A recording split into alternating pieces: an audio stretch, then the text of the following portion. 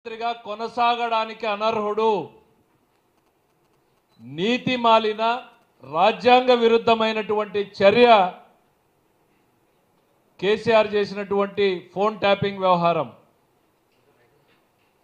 Phone tapping టేపుల విడుదల పేరుతో కేసీఆర్ చేసినటువంటి ఈ చర్య ఆంధ్రప్రదేశ్ రాష్ట్ర ప్రభుత్వం పైన, ప్రభుత్వ అధినేత పైన కొనసాగించినటువంటి విషపూరితమైన చర్యగానే భావిస్తున్నాం.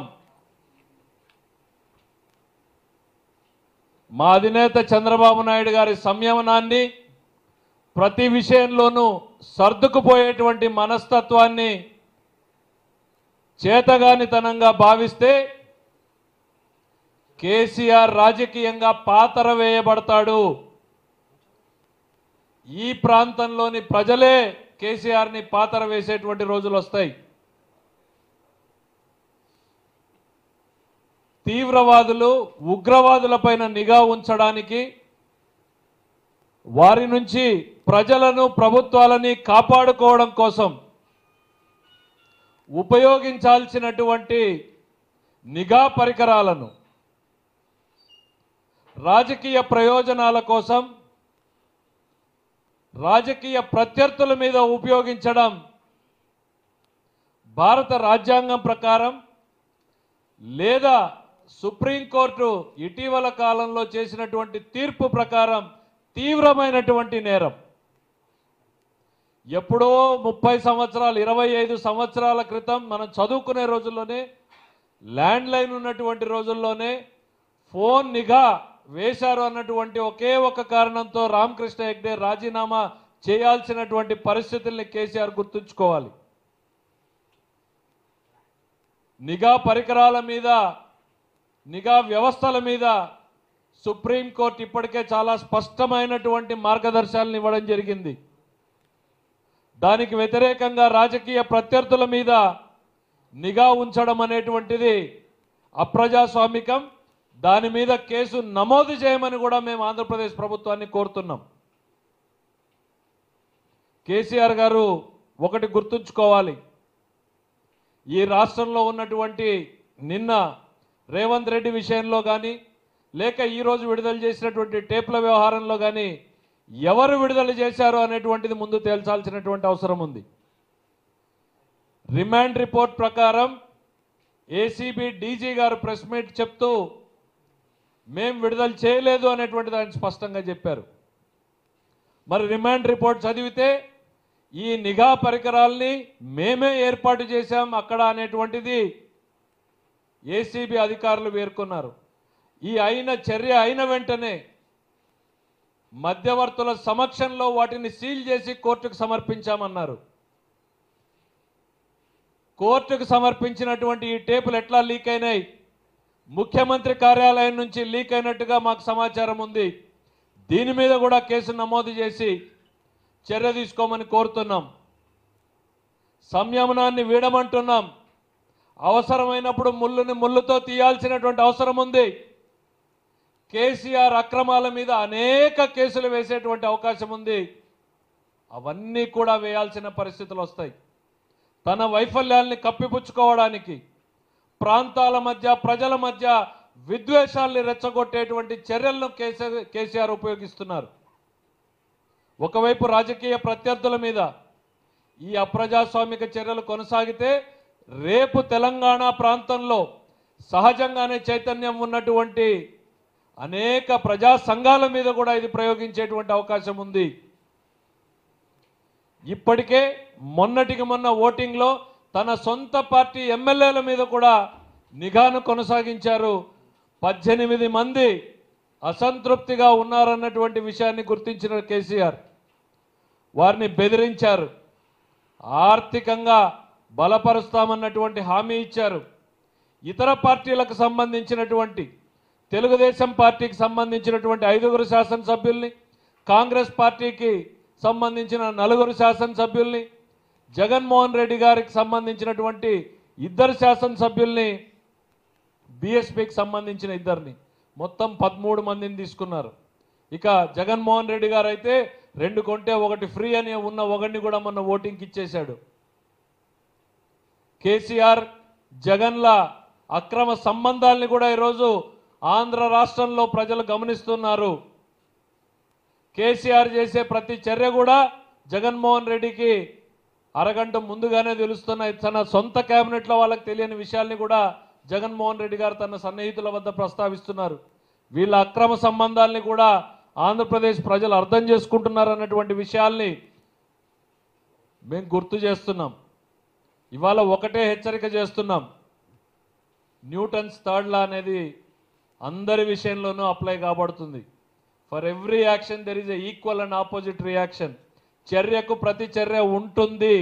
ఇది నేచర్స్ లా, ప్రకృతి ధర్మం అనేటువంటి విషయాన్ని కేసీఆర్ గుర్తుంచుకోవాలి. అది రాజకీయాలైనా ప్రజా జీవనమైనా ప్రకృతి అయినా చర్యకు ప్రతి చర్య తప్పదు అనేటువంటి విషయాన్ని గుర్తు చేస్తున్నాం. ఇవాళ కేసీఆర్ కాంగ్రెస్నే మోసం చేసినటువంటి వ్యక్తి, తెలంగాణ ప్రజల్ని మోసం చేసినటువంటి వ్యక్తి. ఇవాళ మరొకసారి తన ఇంట్లో కూర్చుని ప్రజల్ని మభ్యపెడుతూ కాలం గడుపుతూ ప్రత్యర్థ పార్టీల్ని ఈ రకంగా డ్యామేజ్ చేయాలనుకుంటే సాధ్యం కాదు అన్నటువంటి విషయాన్ని గుర్తు చేస్తున్నాం. ఆంధ్రప్రదేశ్ ప్రభుత్వం దీని మీద తీవ్రంగా పరిగణించి కేసులు నమోదు చేయాలని కూడా మేము ముఖ్యమంత్రి గారిని కోరాం. మీరు సంయమనం వీడాల్సిన సమయం వచ్చింది. చూస్తూ ఊరుకుంటే చేతగాని వారో లేక చేయలేని వారో అనుకుంటారు. కాబట్టి సమయం ఆసన్నమైంది. చేసినటువంటి చర్యలకు ప్రతి చర్యలు మనం చేయాలనేటువంటి విషయాన్ని కూడా స్పష్టం చేయడం జరిగింది. అయితే శాంతి భద్రతలకు విఘాతం కలగకుండా చేయాలన్నటువంటిది మేము కోరుతున్నాం. ఇక గవర్నర్ గారు నిద్ర లేయాల్సినటువంటి అవసరం వచ్చింది. ఆయన సెక్షన్ 8 ప్రకారం ఈ ఉమ్మడి రాజధానిలో ప్రజల హక్కుల్ని, శాంతి భద్రతల్ని, ఆస్తుల్ని పరిరక్షించాల్సినటువంటి గవర్నర్ గారు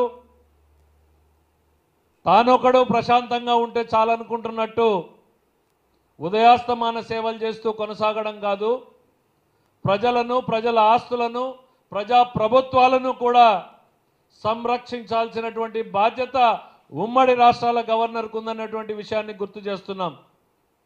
గవర్నర్ గారు నిద్ర లేయాల్సినటువంటి అవసరం ఉంది. విద్వేషాలు చెలరేగక ముందే ఈ రాజకీయ ప్రయోజనాల కోసం కేసీఆర్ చేస్తున్న విషపూరిత కుట్రలు భగ్నం చేయాల్సినటువంటి పరిస్థితి గవర్నర్ గారి మీద కూడా ఉందన్న విషయాన్ని తెలియజేస్తున్నాం. ఈ కుట్రలకు తెలుగుదేశం పార్టీ బెదరదు అన్నటువంటిది కూడా కేసీఆర్కు మరింత స్పష్టంగా తెలియజేస్తున్నాం. Thank you.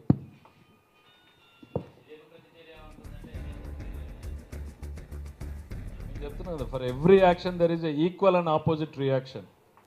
కేసీఆర్ చేసిన ప్రతి చర్యకి కూడా ప్రతి చర్య ఉండి తీరుతుంది. అయితే సంయమనాన్ని, పొరపాటును అర్థం చేసుకోవద్దనేటువంటిది మాత్రమే ఆయనకు వివరిస్తున్నాం.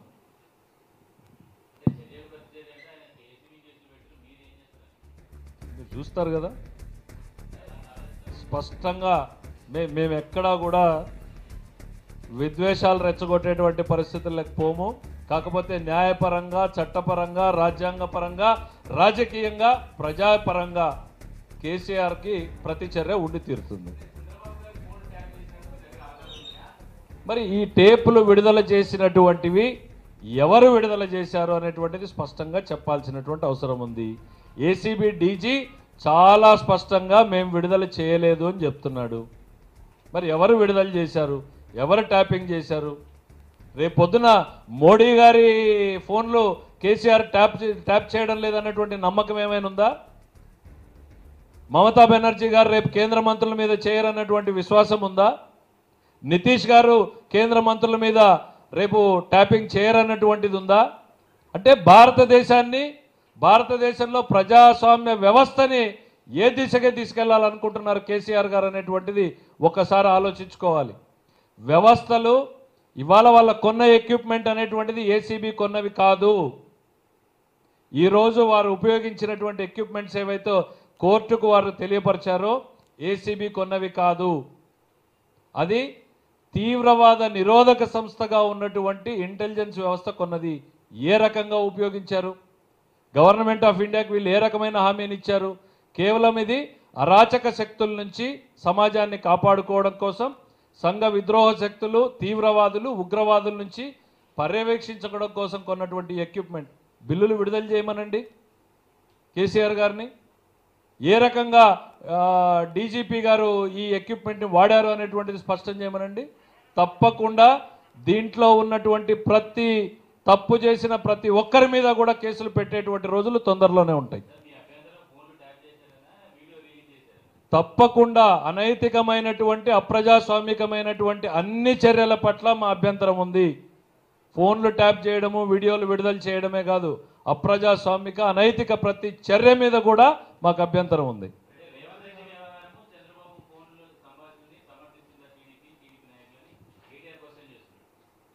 కేటీఆర్ క్వశ్చన్ చేస్తే సమాధానం చెప్పాల్సినటువంటిది రేపు కోర్టులు ఉన్నాయి.